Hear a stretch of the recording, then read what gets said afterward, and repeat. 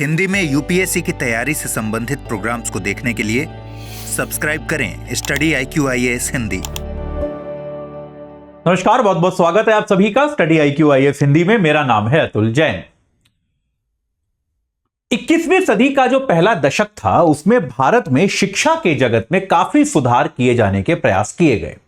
शिक्षा के अधिकार को लेकर एक क्रांति चल रही थी, एक पूरा जिसको हम कहते हैं एक अभियान चल रहा था और यह अभियान काफी हद तक सफल होते हुए भी दिख रहा था, जिसके तहत हम सभी जानते हैं कि भारत के संविधान में अनुच्छेद 21A को समावेशित किया गया।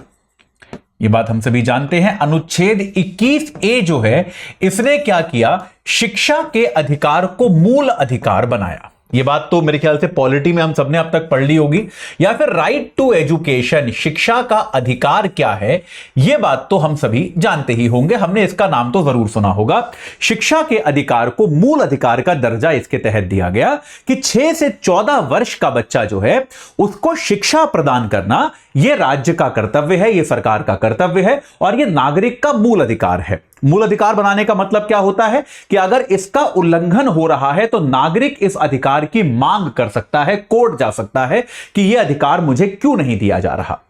अब देखिए, संविधान में चीजों को शामिल करना एक अलग बात होती है, लेकिन वास्तविक जीवन में उनको लागू कर पाना एक अलग बात होती है। तो भाई ये संविधान में शामिल तो कर लिया गया, लेकिन संविधान में शामिल की गई चीजों के आधार पर एक आपको इनेबलिंग कानून बनाना पड़ता है, एक ऐसा कानून जो कि इनको अमली जामा पहना सके। तो इसके लिए राइट टू एजुकेशन का, शिक्षा के अधिकार का कानून आया 2009 में और उस कानून ने यह प्रावधान किया कि सभी बच्चों को, 6 से 14 वर्ष के बच्चों को निःशुल्क शिक्षा प्रदान की जाएगी।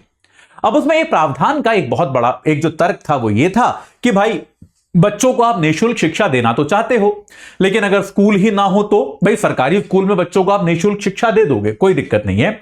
लेकिन अगर जो अंडर प्रिविलेज बच्चे हैं, जो निर्धन बच्चे हैं, उनके पास अगर पर्याप्त संसाधन ही नहीं है तो फिर आप क्या करोगे। तो इसके लिए शिक्षा के अधिकार के कानून में क्या किया गया, सभी निजी स्कूलों के लिए, जितने भी आपके यहां प्राइवेट स्कूल्स हैं, उनको यह कहा गया कि आप अपने सीटों में से 25% आरक्षण जो है आप गरीब बच्चों को दोगे, 25% जो है वो संसाधनहीन बच्चों को आप आरक्षण दोगे।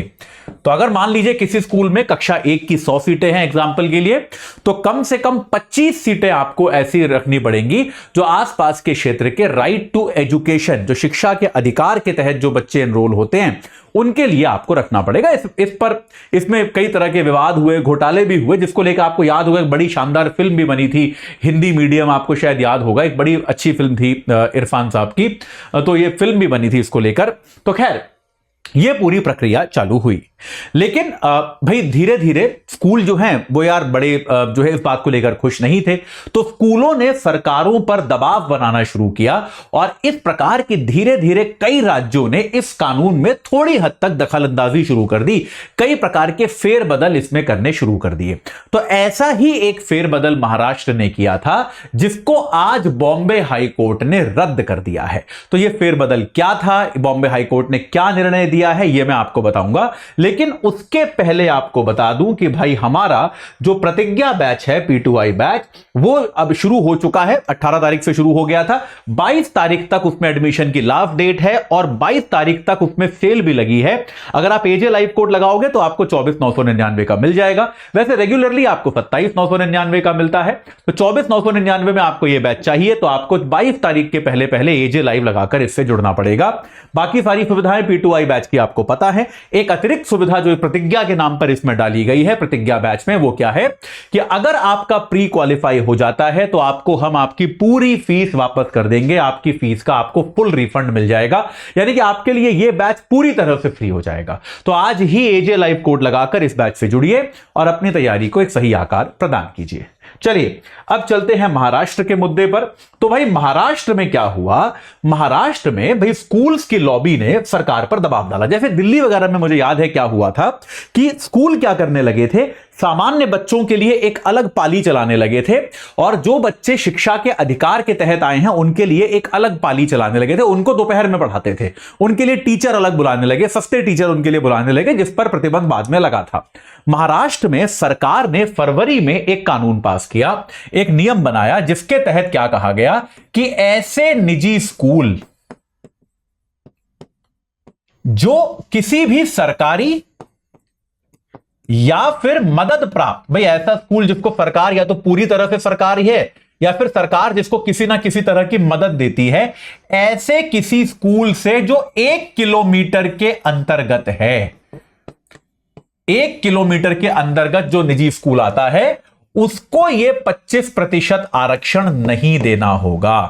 बात समझ रहे हैं आप? मैं आपको समझाता हूं, चिंता मत कीजिए। नहीं समझ में आया तो कोई बात नहीं, उस पर यह 25% आरक्षण का जो नियम है यह लागू नहीं होगा। यह बात जो है, यह नियम महाराष्ट्र सरकार ने बनाया था। तो मतलब महाराष्ट्र सरकार ने इसके पीछे तर्क क्या दिया था कि देखिए हमारा लॉजिक यह है कि सभी बच्चों को स्कूल मिलना चाहिए, ठीक है, तो कोई जरूरी थोड़ा ना है कि सबको प्राइवेट स्कूल मिले। तो महाराष्ट्र सरकार का लॉजिक यह था कि भाई मान लो कहीं पर एक सरकारी स्कूल है ना, ये एक सरकारी स्कूल है, ठीक है जी। अब इसके 1 किलोमीटर के दायरे के और इसके अगर 1 किलोमीटर के दायरे के अंतर्गत एक ये प्राइवेट स्कूल है, तब जो बच्चा प्राइवेट स्कूल में शिक्षा के अधिकार के तहत दाखिला लेने की कोशिश कर रहा है वो यहां भी तो दाखिला ले सकता है सरकारी स्कूल में। तो यानी कि अगर ये दो स्कूलों की डिस्टेंस, जिनमें से एक जो है सरकारी है और एक जो है निजी है, अगर इनके बीच की डिस्टेंस 1 किलोमीटर से कम है तो फिर इस स्कूल को आरक्षण देने से छूट मिलेगी कि आपको आरक्षण देने की कोई आवश्यकता नहीं है, क्योंकि 1 किलोमीटर के दायरे के अंतर्गत दूसरा या तो सरकारी या फिर मदद प्राप्त स्कूल वहां पर उपस्थित है। तो आप जो है ऐसा कर सकते हैं कि आप भाई ये चीज आप कर सकते हैं, निजी स्कूल को आपने छूट दे दी थी। इसके खिलाफ कई सारे शिक्षाविद जो है वो बॉम्बे हाईकोर्ट गए और बॉम्बे हाईकोर्ट ने इस निर्णय को रद्द कर दिया है। बॉम्बे हाईकोर्ट ने कहा है कि ऐसा कोई भी डिस्टेंस का नियम लागू नहीं होगा।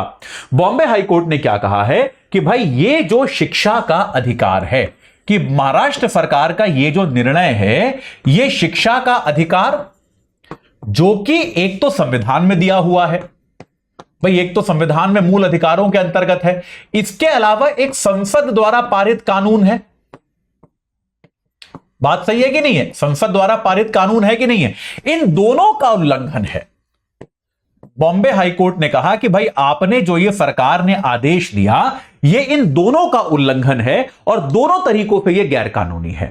तो इस तरीके का कोई भी कदम जो है आप नहीं उठा सकते जो कि संवैधानिक प्रावधानों के खिलाफ जाता हो। और शिक्षा का अधिकार जो है वो ये तय करता है, ये सुनिश्चित करता है कि सभी निजी संस्थान जो हैं वो अपनी 25% सीटें जो हैं वो ऐसे बच्चों के लिए आरक्षित करेंगे जिनके पास संसाधनों की कमी है। इसमें आप इस तरह की शर्तें लगाकर इसको डाइल्यूट नहीं कर सकते। आप इसको जो है इसकी प्रभाविता को कम नहीं कर सकते हैं। और उन्होंने यह कहा है कि यह बिल्कुल पूरी तरह से गैर कानूनी है, असंवैधानिक है और इस आदेश को पूरी तरह से रद्द कर दिया है। याद रखिएगा, ऐसा आदेश केवल महाराष्ट्र में नहीं हुआ है, कर्नाटक और केरल में भी इस तरह के कुछ आदेश दिए गए हैं जिससे शिक्षा के अधिकार को डाइल्यूट किया गया है। तो हम आशा करते हैं कि मुंबई हाईकोर्ट का, बॉम्बे हाईकोर्ट का यह जो आदेश है यह एक परंपरा शुरू करेगा जिससे शिक्षा के अधिकार को जो कमजोर करने की एक प्रयास चल रहे हैं उन प्रयासों पर कहीं ना कहीं ब्रेक लगेगा, किसी ना किसी तरह से रोक लगेगी। ठीक है, तो चलिए अभी के लिए इतना ही है। आगे आप इसमें जो भी होगा मैं आपको बताऊंगा। जाते जाते एक बार फिर से बता दूं कि हमारा प्रतिज्ञा बैच, उसमें अभी लगी है सेल। एजे लाइव कोड लगा के 24,999 में आप जुड़ सकते हैं। लेकिन यह सेल केवल 22 तारीख तक है, तो याद रखिएगा। रोज 3 घंटे की live class, mentorship, daily practice questions, pre और मेंस के क्वेश्चंस का आपको डेली समाधान मिलेगा। प्री और मेंस दोनों की टेस्ट सीरीज, 18 किताबें आपके घर पे। और अगर आप प्री क्वालिफाई करते हैं तो एक तो पूरी फीस का रिफंड और साथ के साथ मेंस की तैयारी के लिए आपको हम दिल्ली बुलाएंगे। रहना, खाना, पढ़ना सब कुछ पूरी तरह से हमारे ऊपर, आपका कोई खर्चा नहीं होगा। आज ही एजे लाइव कोड लगाइए और इस बैच से जुड़ जाइए। इस चर्चा से जुड़ने के लिए आप सभी का बहुत बहुत धन्यवाद।